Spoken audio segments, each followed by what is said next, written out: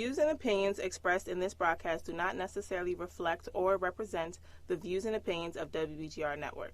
Any questions or concerns about what is said should be directed to the show host, whose information will be provided upon request.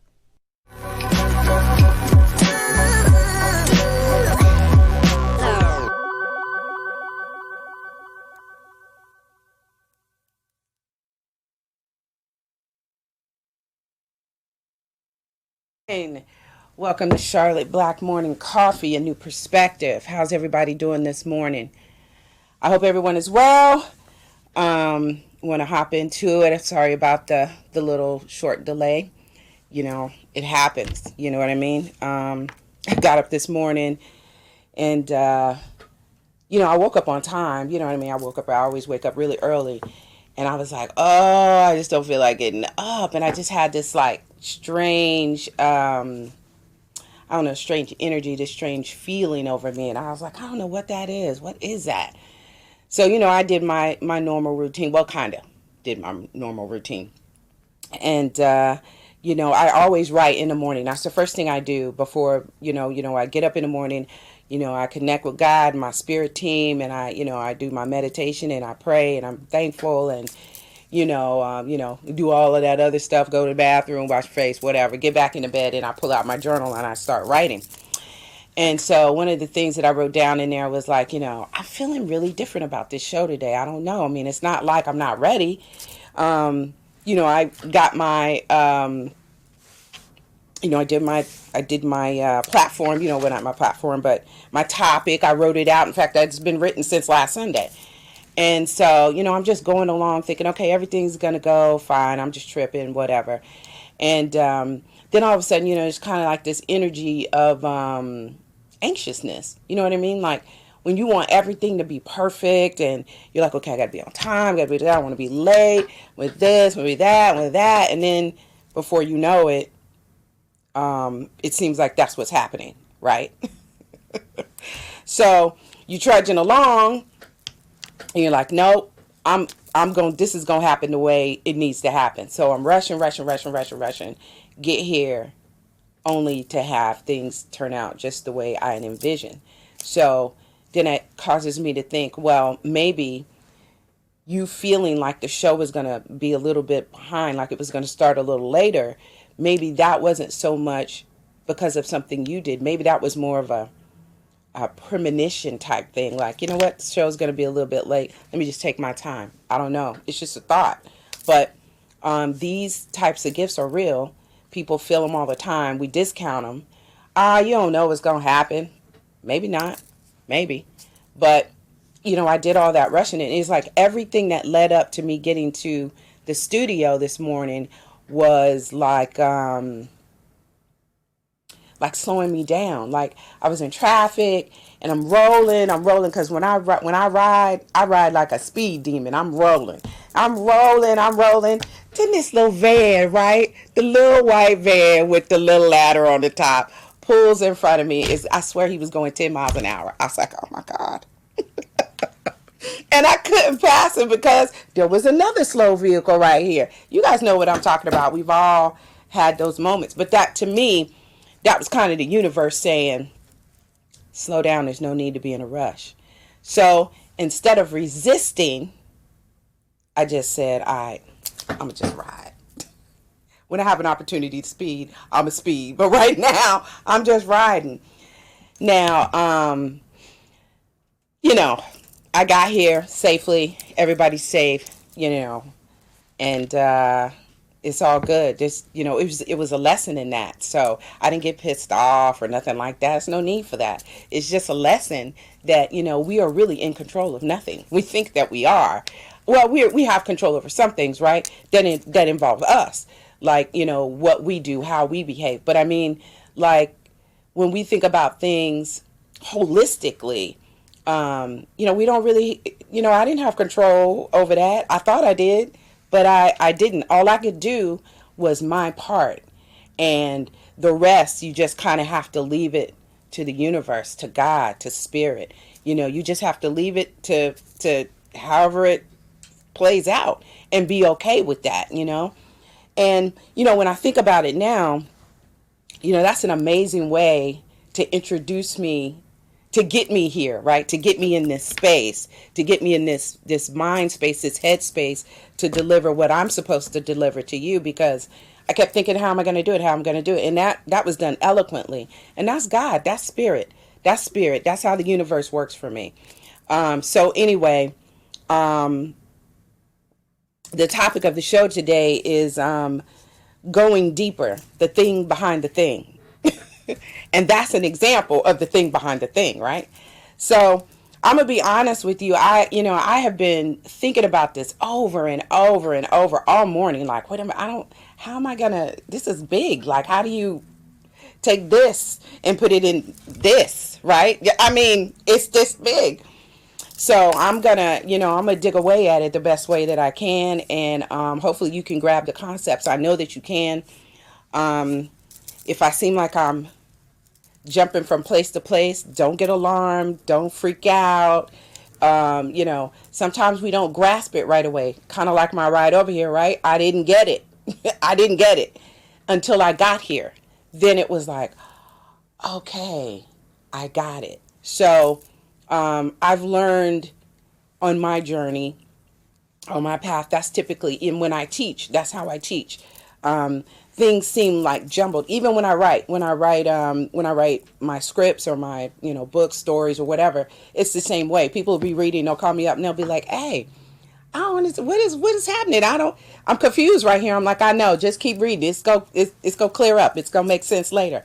And that's just kind of how things unfold. We don't always have, control over how things unfold. You can't always know everything right in the moment. Sometimes things just kind of have to unfold the way that they unfold. We like, can we just know? I just want to know. You gonna be with me or you not? Oh God, I know that. You know what I'm talking about? Yes. So I have my good girlfriend in here, Tone Spencer. She didn't want to be on camera. I ain't force her. But this is my support team. This is my support system, y'all. She's giving y'all a thumbs up. I love her to death. This is the rider right here. Straight up. This is the rider. When I lived people used to tell me I live in Delaware. When I lived there, if I called Tone and said, hey, she'd be like, I'm on my way before I could get the words out. That is my rider right there. She always has my back. So if she don't want to be on camera, I don't care. She in here. And that's all that matters to me. All right. So anyway, so that's how we're going to go. So I want to kind of recap a little bit from last week. I want to touch on a couple of things. The first thing I want to do is send a shout out. I got to send a shout out, girl. I got to send this shout out to my nephew, Ahmad, and his roommate, Jack, his accountability partner. My nephew has a YouTube channel called The Accountability Call. If you get an opportunity, put that in, Ahmad Shah, Accountability Call. It will come up. It is an amazing thing. He's a young man in college, down at St. Vincent, I think it's St. Vincent College. He's doing great things, athlete. Actually, both of them are athletes, and they started this YouTube channel called The Accountability Call. And what I really, really loved about the channel, he sent me this text, Auntie, Jack mentioned you on the call today. I'm like, all right. So I checked it out, and it was so sweet. They were, Ahmad, I hope this is cool, Ahmad, to put this out there, but he had, minor surgery on his arm, on his shoulder. And I gave him some Reiki. I gave him Reiki to help, heal faster and, strengthen and things like that, because I believe in the Reiki. And, every time I give it, everybody has a different experience, and he had his, and, he was like, oh my God. And so after his surgery, he came back to get more Reiki, which was cool. And then he asked me, if I would give Reiki to his friend Jack. And I said, of course, as young men, trying to do something, going to college, trying to do your thing. Absolutely. Anything I can do. So, Jack had a great experience. He couldn't really describe it. And that's how, the energy works. For some people, they can't really describe it. They're like, I'm not really sure, but there was something going on. I could feel it. You know what I'm talking about. So that's what they had. And you even had your experience. You know, yours was like that as well, right? So anyway, so they gave me a shout out on the YouTube channel, and I thought that was amazing. And as I was listening to that, you know, I listened to the beginning and how they were just thanking people. They picked people to thank in their lives, and that's like so amazing, so cool. So it's just everything, honestly. And I said, well, you know what? I'm gonna follow in their footsteps, and I'm gonna say thank you to my girlfriend. Thank you to all my friends who support me, all of you who support me on this show. I'm always real grateful. You know, I'm always thinking about, you know, when I think about my topics, like, what can I do to bring them something that, you know, they can chew on for the week, something that can help them grow and expand. And I get it. You know, when I talk to Spirit, when I talk to my God, and I'm like, listen, I need the meat. They give it to me in many different ways. It comes through many different avenues, but I get it. So I just want to say a shout out to them. And I also want to take an opportunity to give a shout out to my family. I very rarely talk about my family. I have 2 brothers whom I love. My parents are both living. I'm grateful. I thank God for that. I thank God for them. You know, I have aunts and uncles and, you know, nephews. I don't have any nieces, but I have some adopted nieces. And so inherited nieces, but they're nieces just the same. And I just want to extend, you know, a really heartfelt thank you and I love you. Honestly, I could not be who I am without all of you. And you may say, I've not really done anything. We haven't really, you know, been that much in contact. I haven't said that much. But you would be amazed what impacts you make without even trying. It's normally when we're just being who we are, and we might drop a little seed and don't even know it, right? And we're just blessing somebody. We change something for them forever that we're not aware of. So I just want to, you know, say I love you and thank you. You know, to my friends, you know, you're friends, but you're more than friends. You're family friends. You're like family. You're extensions of my family. And when I say family, I mean inherited family and natural family, like the ones I'm born into and the ones I said, hey, you on board. That's what I'm talking about. So, okay. That's important. I want to get out and make sure this week, you guys, just tell somebody you love them. Tell somebody you love them, because when we think about, well, Denise, what is this show about, right? What are you doing? Yeah, okay. She just reminded me. Okay, let me just pause, y'all. My family and friends call me Denise. I'm Charlotte Denise. So if I say Denise, I'm still talking about myself. It's just that when they talk to me, that's what they call me. But when my show is Charlotte Black. So just so that there's no mix up, that's the reason why. Because I've caught myself even doing it and going, you know, like that. It's like, just tell them what it is and roll with it. But anyway, thank you for pointing that out. Where was I at? You was thanking your family. Oh, didn't I do that already? Okay, well, wherever I was, I done lost my train of thought. It's all good. It's all good. Okay, so let's do a recap for last week. How many of you guys did the meditation for 5 minutes? Tone is watching the lines just in case anybody responds. I always see responses after the fact. And so we're trying to do better about monitoring so that if anybody responds during the show, I'm able to, you know, talk to you while you're online. But I hope that you did it. I did it. I mean, I meditate every morning. So instead of doing the 5 minutes of meditation, which is kind of like cheating, right? Because I already do it. I tried to do something different every day, like out of my routine. So one thing I want to share, and then we're going to get into the topic. I was going, you know, as you can see, I've gone to my Sister Lock. I started my Sister Lock journey during the COVID break. And so I was going to get this spray that, Miss Pam, who is my lockologist, I love her to death. Hello, Miss Pam, if you're watching. I went to go get this spray that she makes. It's really amazing. So I'll go pick it up. It's all ready, and I'm heading out, and I'm thinking, you know what? I'm going to stop by this, my little favorite store. It's like a little metaphysical store. So I'm going to stop by there real quick and I don't know, I just feel like I need to go in there. So I go to the store. Again, I stand outside. I have to wait. Obviously, that's an issue for me, right? I'm like, oh, let me hurry up. Every time I'm in a hurry, something makes me wait. So it's just a lesson to slow down. But anyway, I finally go in, and I'm tinkering around, by the incense or whatever, just checking it out. And I'm paying attention.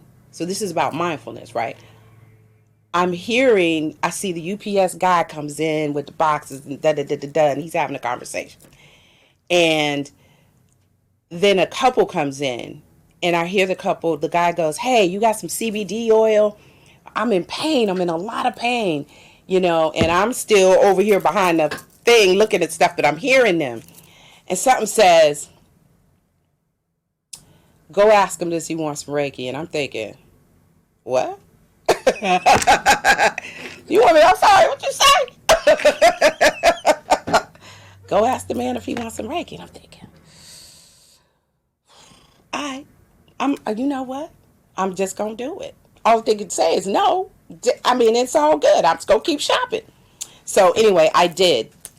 I didn't go to him, actually. I went to the lady he was with. I think it was I'm not sure, his significant other or his friend. But I went to her and I said, are you with him? And she's like, yes. And I said, listen, I know this sounds strange, but I'm a medical and crystal Reiki master. And I know I heard he was in a lot of pain. I was wondering if I could offer him, some Reiki to just ease his pain until he can get to the doctor. Because he was saying it was hard for him, to get an appointment because, of COVID or whatever. Now, I didn't know what was wrong. that's just how I approached her. So she accepted. And, she told him, he sat down, I gave him the Reiki. He was like, oh my God, I can feel it. It's warm. It was to his mouth. He had a real bad toothache. He's like, it's warm, he said. And then when I finished, he was like, the throbbing stopped. And of course, when I'm doing the Reiki, I'm saying, okay, Spirit, you got to tell me like when I'm done, when am I done? And then the phone started ringing. I said, well, I guess that's my cue.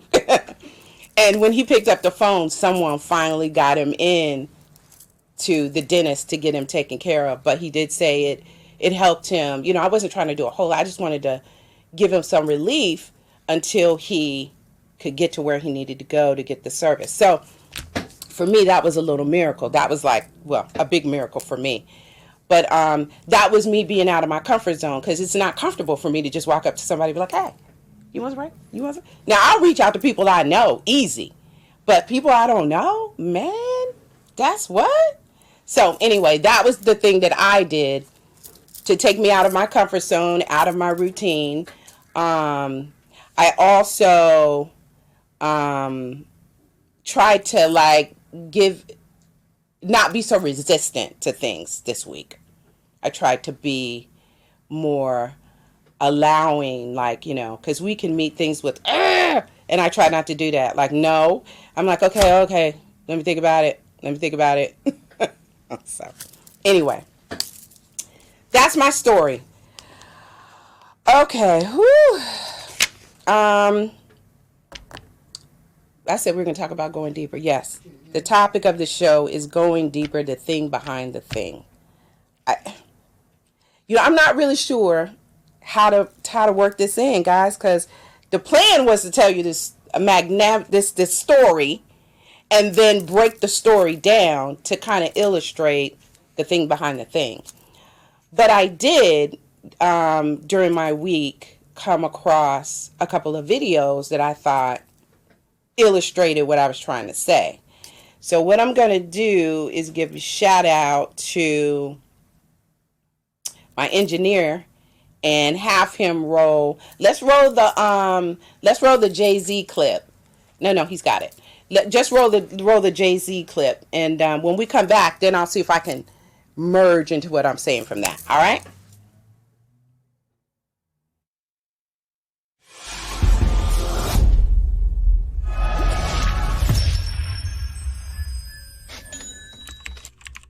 feel honored to be in these situations that I could use my voice and do the things I do. Yeah, I'm inspired by, you know, life and all sorts of things.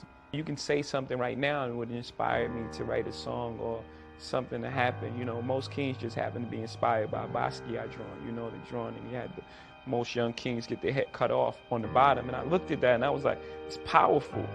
You know, just the statement in itself, you know, lends itself for a song. The song starts inspired by Basquiat. My chariot's on fire.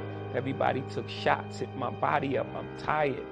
And then it's just, it build me up to break me down, to build me up again. They're like, Hov, we need you back so we could kill your ass again. You know, it's like this thing, this love, hate thing that the world has with success, period. I walk in every room as myself. I don't walk in any room as anyone else. I'm not cowering, I'm not speaking soft, my voice doesn't change, it sounds exactly the same way. I'm walking as myself and proud, and I speak for us, and that gives me a joy. I'm honored to be in those rooms, and so yes. It's like, you know, don't listen to anyone. Everybody's scared. You know, everyone tells you how things worked out, but it worked out for you that way. And so don't listen to anyone because their experience is unique to who they are. Mm-hmm. You know what I mean? And then a lot of people will try to put their fears on you. You can't do that. No, you can't do it. Right. You know what I'm saying? So they just projecting, they're putting things that they don't believe that they can do on you. And you may possibly can do it. Like my uncle, like he was telling me, like, my uncle said I never sell 1 million records. I sold 1 million records like 1 million times. You know, so he was, I'm sure I'm his nephew. I know I don't think he meant any malice. He wanted the best for you, but he just was projecting believe. His fears and things that, are you crazy? How are you going to do that? How? You know, I'm sure there's things that I do now that he can't believe that I was able to accomplish. But he couldn't even see it at the time. So he was just projecting, putting his fears on me. So the whole thing is just, you know, and always believe you're great, even before anybody else believes it. You know, it's an extension of my family. It's like the things that I do. I tell my family all the time. I tell my grandmother, my mom, you know, they're proud. They're super proud and strong women, and they won't ask me for anything. And I say, man, you know, there are times where I don't want to get my picture taken, and I want to eat, and you know, paparazzi like take photos in your face and screaming at you and like taking pictures, and you can't take your kid to the park. And I'm like, those are the sort of things that give the reason why I'm okay with it, and why I can cope and live with these things without, you know, much as a complaint. It's the things that it allows me to do, the spaces that it affords me, the rooms I'm allowed to go in as myself. It deals for the most part with success. It deals with people who you started your life off with and what success does to them. People look at you strange saying you changed, like you worked that hard to stay the same, like you're doing all this for a reason. And what happens most of the time, people change. People change around you because they start treating you different because of your success. So you are changing. You don't change who you are, the core of who you are, the things you believe, the things you love, and the things you die for, and your principles. You don't change that, but you're going to change who you are. You're going to change. You know, you can't do the same things that you can't hang on the corner. Some people may not be comfortable with that. And then it deals with the other side of success, how people look at you when you're successful. Media medals, people sue you, settle. Every step you take, they remind you again. So no matter how far you are, you still have that stigma on you of where you come from when you walk inside the door. Even if you have a tuxedo on, it's like, oh yeah, that's the guy who used to be this and did that. Most kings get their head cut off, right? I mean, in war, battle, and in life. At the end of the day, you've achieved everything you want. You've made it to the top of the throne, and at the end of the day, you just get your head cut off. Do things that are true to you. You know,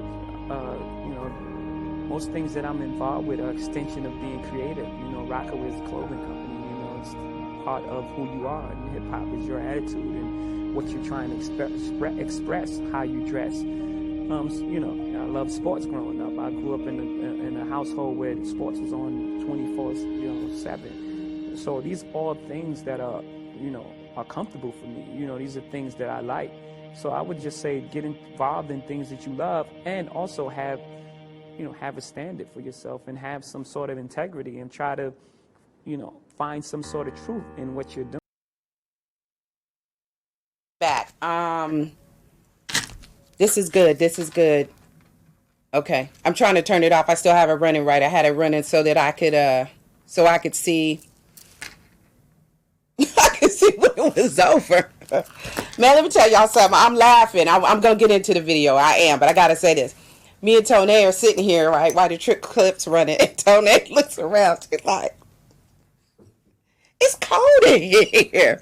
And it just reminds me, you know how you see people on TV or whatever, and, they look comfortable, and they're sitting there, acting. Do you hear me? Acting. That's what they're doing. They're sitting there like, yes, and of course, and they're freezing or they're burning up. You don't know until like a little sweat bead runs down their forehead. But in this case, it is a little chilly. So anyway, okay. Barbara, thank you for watching. So that's another one of my writers right there. And Miss Zena, oh man. Is it Zena on here? Dina. Oh, Dina, not Zena. Dina, thank you for you supporting as well. I just, you know what? I just love, I'm just grateful for you. Let me just say that. I'm grateful for you. I'm grateful for all the people who watch and support. I've known Barbara since, oh my God, Barbara, we go way, way back. We go, like 7th grade. Wow. 7th grade, man. And we're still here. We're still connected. And that's amazing. That's to be celebrated all by itself, right? And so I'm very blessed because I do have a lot of friends actually that I've known during that time, when I was growing up, and we're still connected. We have a Facebook page that we still reach out to each other and, what's going on, that kind of thing. So it's really good. Okay. So you guys saw the clip. What, I don't know. Let me know in the comments what you thought if you're watching, if you're tracking. I chose to run the clip because of the depth of what Jay-Z was saying. And, I'm not really a huge Jay-Z fan. I mean, like, I'm not, I like his music, but I mean, I'm not like, you have those diehard. I'm not really a diehard. I got to go get Jay-Z's new joint. That's not my thing. I'm more like, where's Luther at? I'm like a romantic.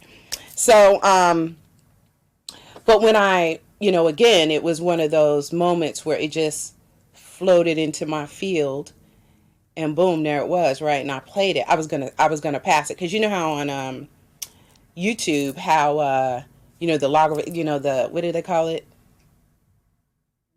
The analytics. Yeah, they run it and then, whatever.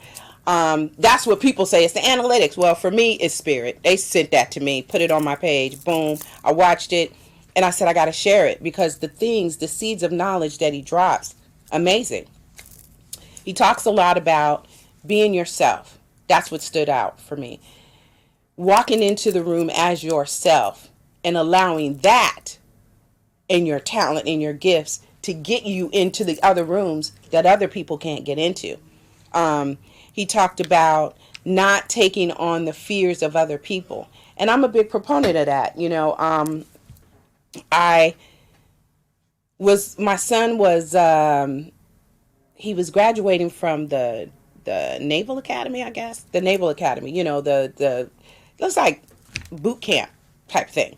Or no, AIT, I think it was. Anyway, he was graduating. It was in Chicago. It was cold. It was November. And I told a friend of mine, I said, hey, I got to go support my child. He's graduating. I'm going.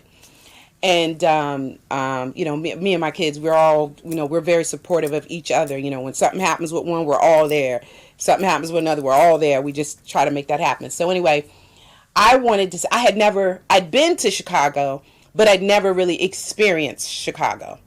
So it was winter, and I had a friend that, coworker, and he was like, listen, you need to go to the Bean. And I'm like, the Bean? What's the Bean? Like, see what I'm saying? I ain't even know.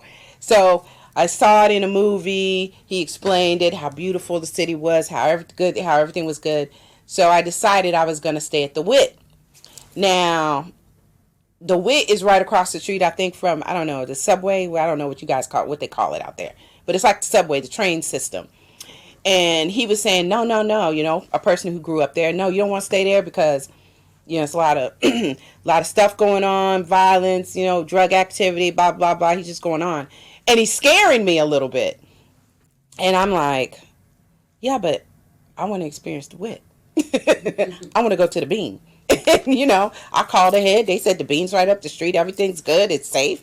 So I don't know. So now I'm standing with this decision point, right? I've got the guy over here who's my friend who I've known forever, right? And he's saying, don't go. It's bad.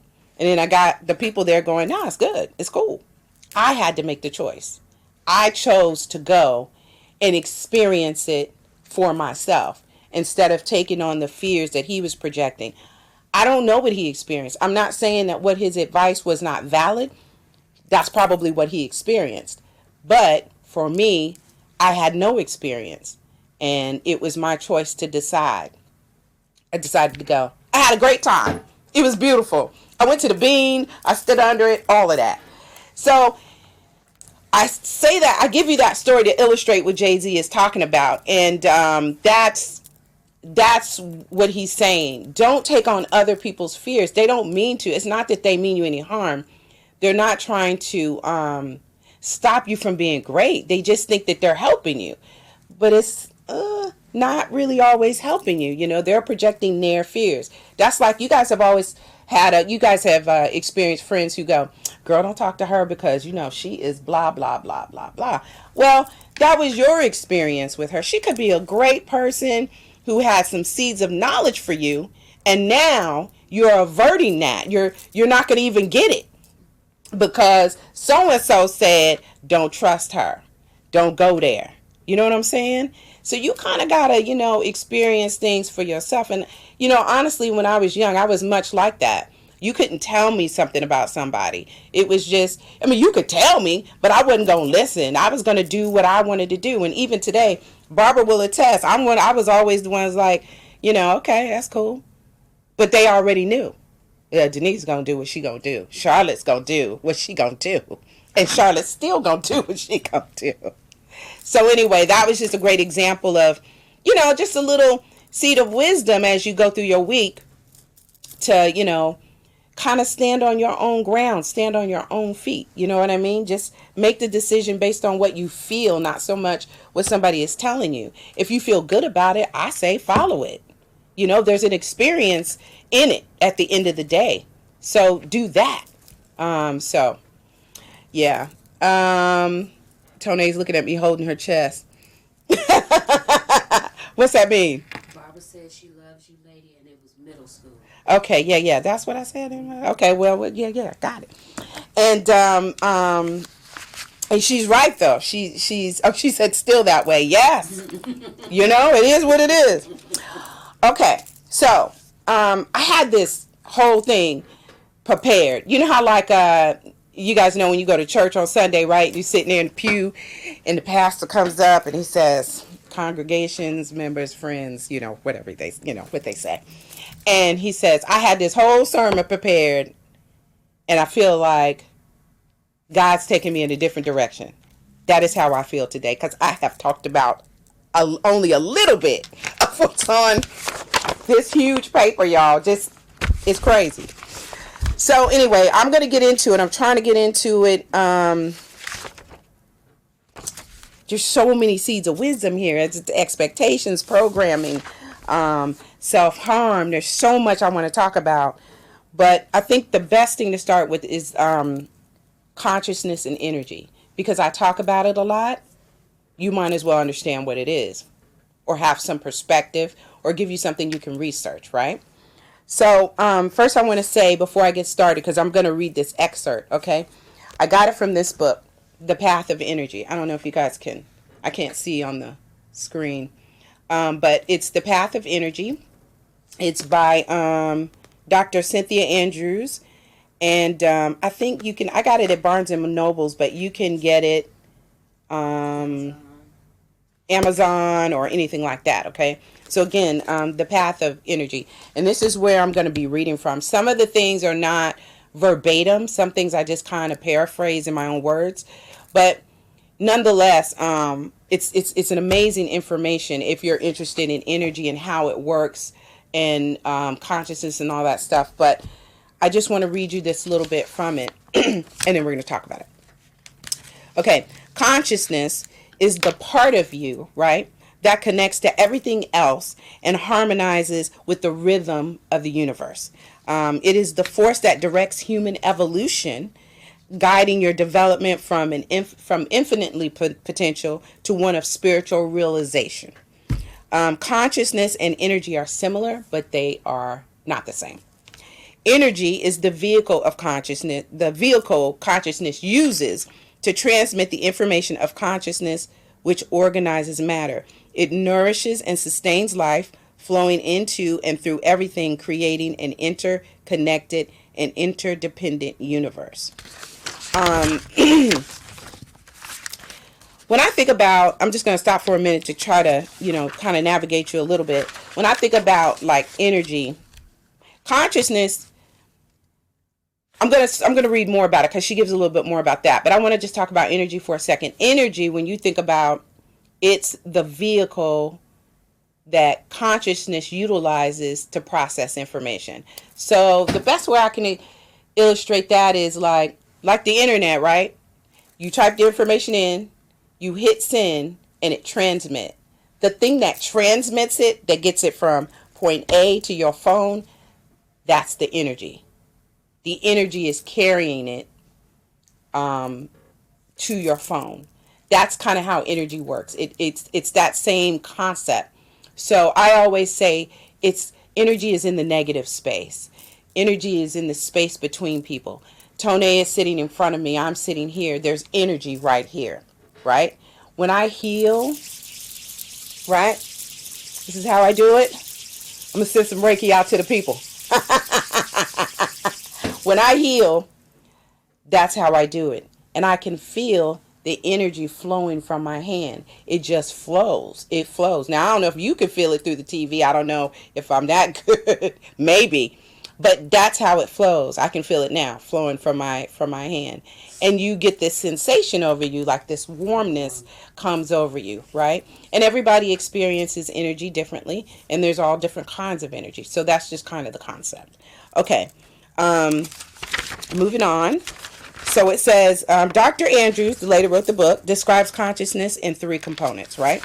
She says it's a vehicle, the vehicle for human experience. It's the part of you that has the ability to process and respond to the spiritual and spiritual and physical universe.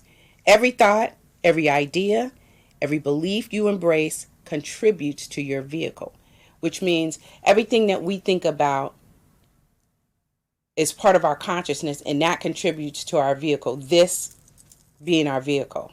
Like, this is our avatar, somebody said, and I like that. This is our avatar to be able to navigate in this world, to see each other. Now, I know there's some people out there going, what the is she talking about? What is she talking about? Let me just say, I'm trying to give you a different perspective, a different way of looking at your life and looking at your existence. It's necessary. And it's necessary, but it's not for everybody. Everybody is not going to be able to really grasp all of it. I always leave my door open as far as, on Facebook, you can hit me up, inbox me or whatever, and I'll be happy to answer your questions. But I'm trying to give you a different perspective, like a broader objective view of how to look at your existence and your reality. Okay. So I'm going to keep on reading and just ride with me, because I promise you, this show and the following shows, it will all come together. Okay. All right. So the 3 components, we talked about the vehicle, right? The second one is it's a perceptive tool. the tool each person is using to expand awareness and perceive with greater parts of themselves. Expanding consciousness allows you the ability to perceive deeper levels of reality. So what are you talking about? Perceptive tool, perceptive tool, perceptive tool. You know, perceiving, we perceive, it's how we understand our environment. That's what it's talking about. So as we understand more, like even this is a way of understanding your environment, right? You sit and whatever you gain from this, that is you've perceived, you've used your perceptive tools to say Denise said or Charlotte said this, and this is what that means to me. And then you go out into your world and you go, oh, I get it. That's kind of what I take away from that. Okay, the last thing is co-creation. It says, consciousness is the force that we are learning to use to work in concert with the universe. In becoming conscious of your spiritual being, you are acknowledging that you have creative capacity. Spiritual evolution is learning how to use that creative capacity responsibly and to its fullest potential. I see some information popping up. Let me just take a look.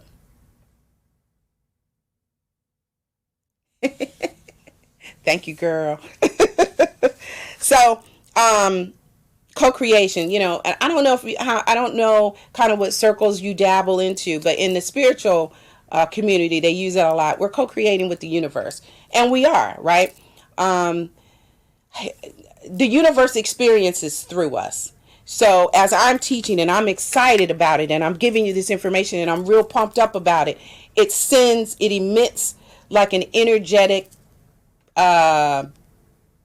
response, pulse, or it transmits something out. Like when I get excited, you could tell. You're like, oh my God, she's excited, I'm excited. It's kind of like, you know, when somebody is laughing uncontrollably, and you can only sit there for so long before you start laughing too. You don't even know what you're laughing at. It doesn't matter. It's like contagious.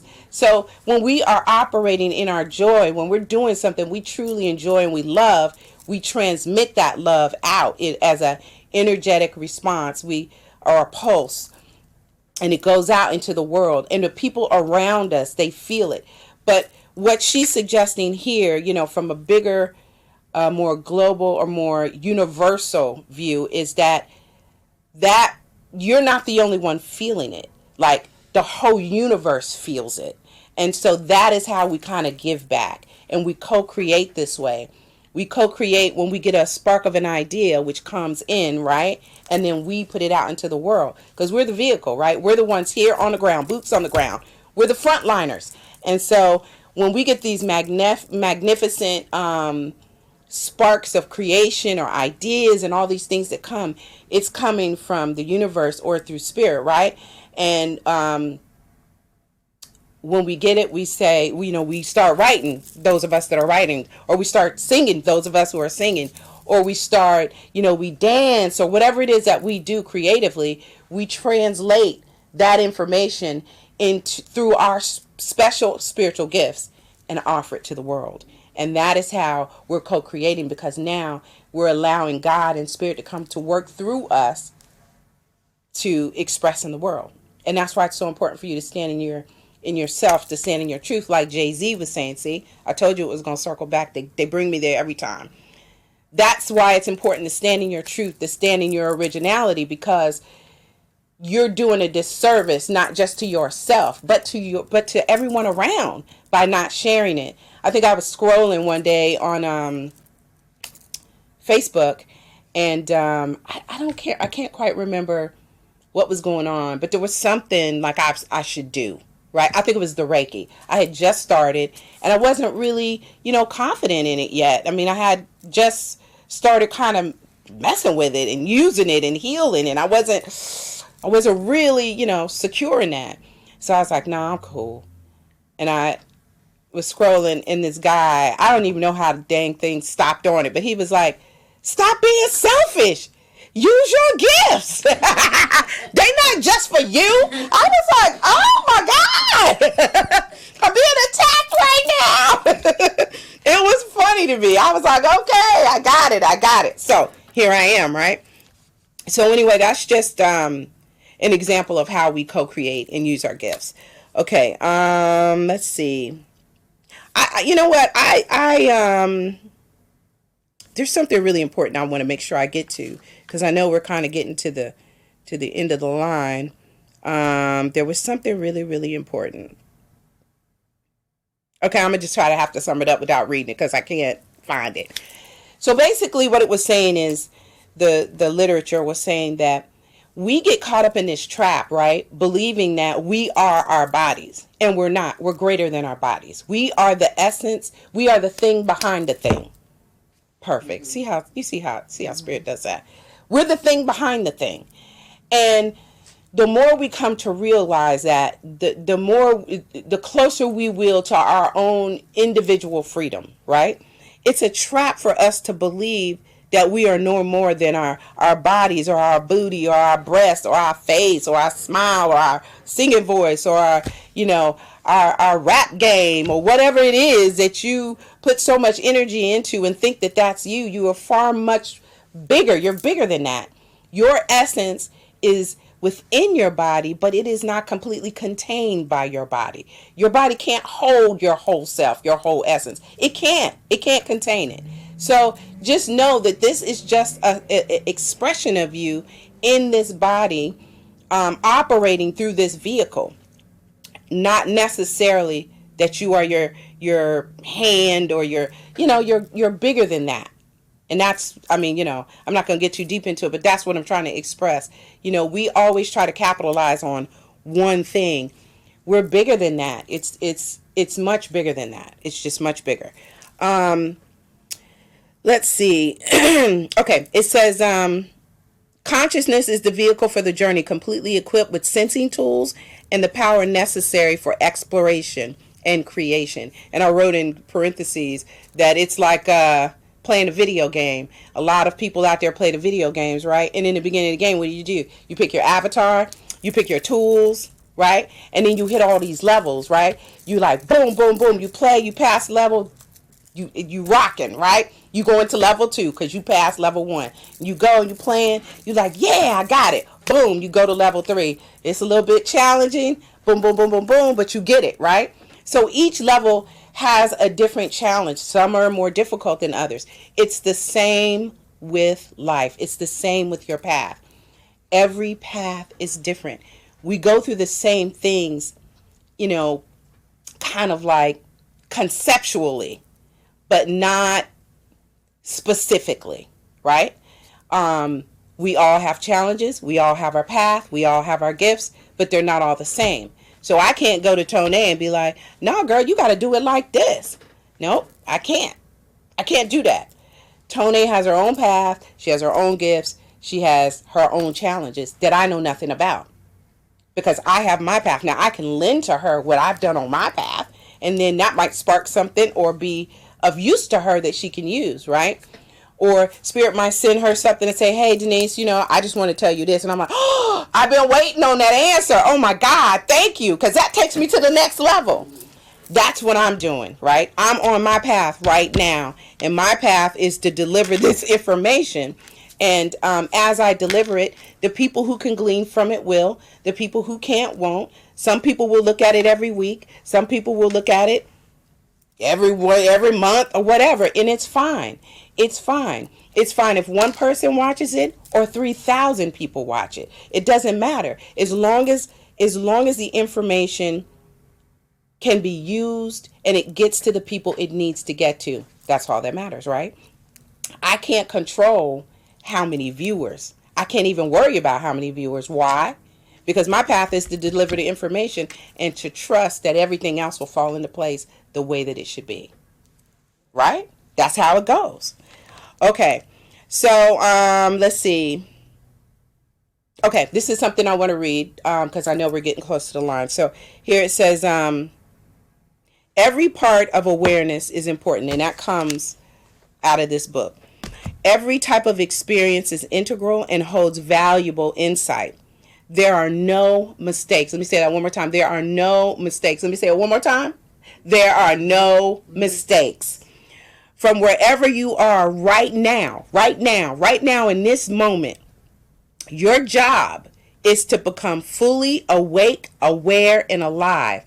If these words are falling on your ears, it's meant for you to hear it right now, right today. Okay? This is how you maximize your contribution to the whole universe. And we talked about that, right? Yes. So, that was from Dr. Cynthia Andrews, the author of The Path of Energy. Make sure you check that out if you're interested. If it piques your interest, make sure you look into that. I do want to read a quote, and it is, you are not your bodies, you are not your minds, and you are not your identities. You are the source of these things, and you can create better. Harry Palmer, he is the author of Living Deliberately. So I want to, just a couple of things. I got like 1,000 things going through my mind. I'm like real hyped right now. Just teaching does that for me. It just does. Okay. Mindfulness moment. That's what I'm supposed to be talking about. What do we say we're going to do? We did the 5 minutes of meditation. We want to keep doing that. This time we want to commit to one yoga pose. So whatever it is, do your research, find one that you can do. You know, the one thing I love about yoga is that you don't have to do the exercise like perfectly. Excuse me. We all have different, levels of range of motion and agility and all that different thing, right?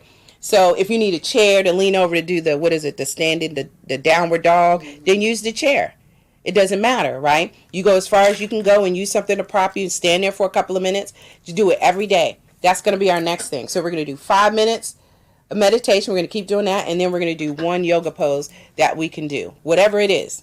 So that's the challenge. The invitation, you are in charge, so take charge. Reclaim yourself and take ownership of your actions so that you can redirect your life in the way that you want it to go. Listen, guys, I am going to end the show with a clip that came across from Lauryn Hill. Let me just say, I don't own the rights to any of these videos, okay? I use them as a means to communicate what the artist is trying to say to the world. And it's my way of helping them get that out. And also, kind of be my amen corner on what I'm trying to also tell you.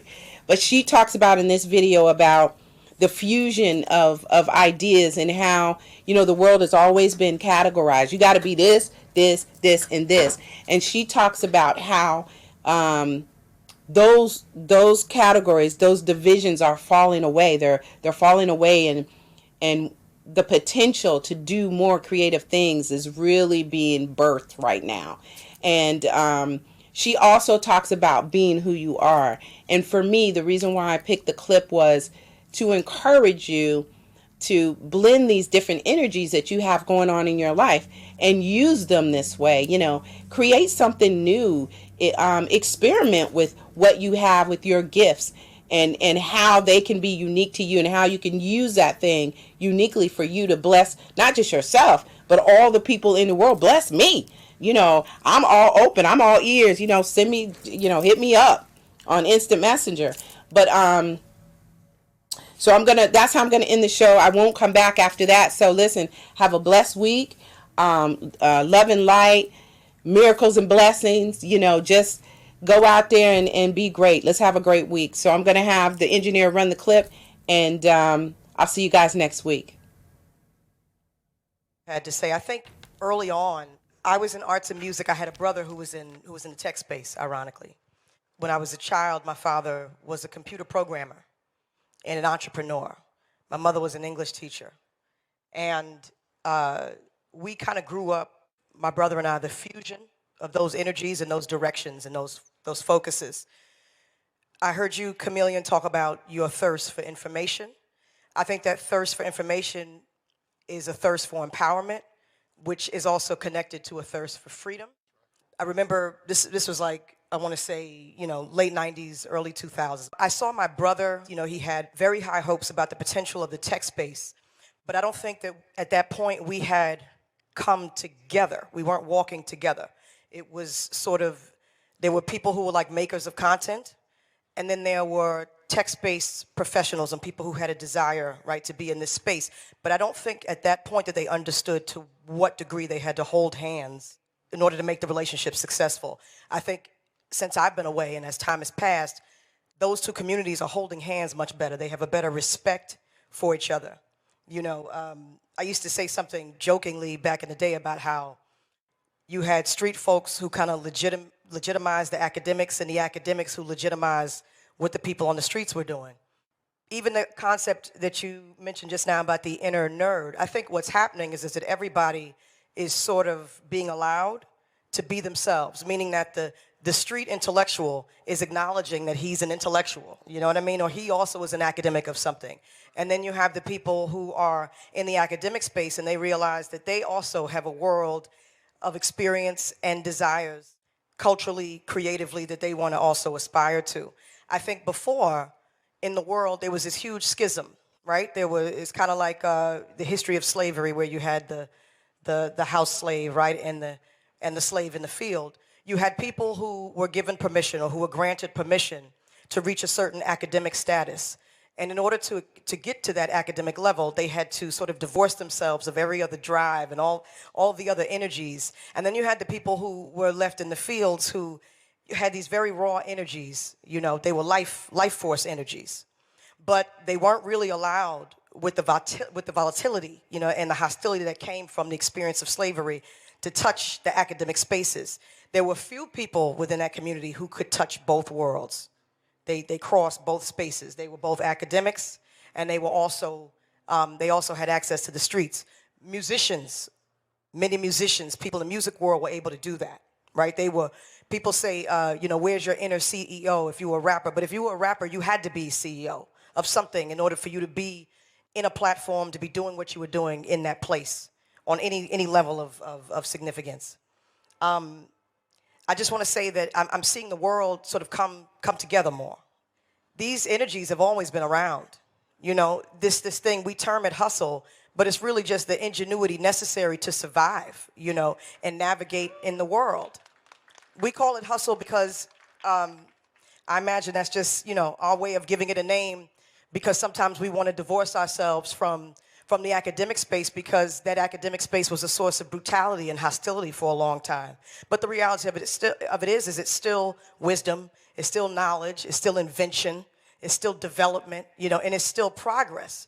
So I think as we kind of pull back these labels, we can acknowledge brilliance in the streets, we can acknowledge soul in the academic space, and we can allow these things to come together. The world is filled with way too many bright people for us to still have the problems that we have in the world. It's going to be our shame, you know what I mean, that we don't sit together and create people who invest with thought and consideration and care to solve the world's problems. If we can do all these things that we do digitally, technologically, economically, we can feed people, we can educate people through poverty. We can solve the problems of poverty. Poverty isn't even something that should exist in this world at this point, because we have wealth, we have intellect, we have the ability to develop and design and create whatever we want to. The question is do we want to? That's what we have to ask ourselves.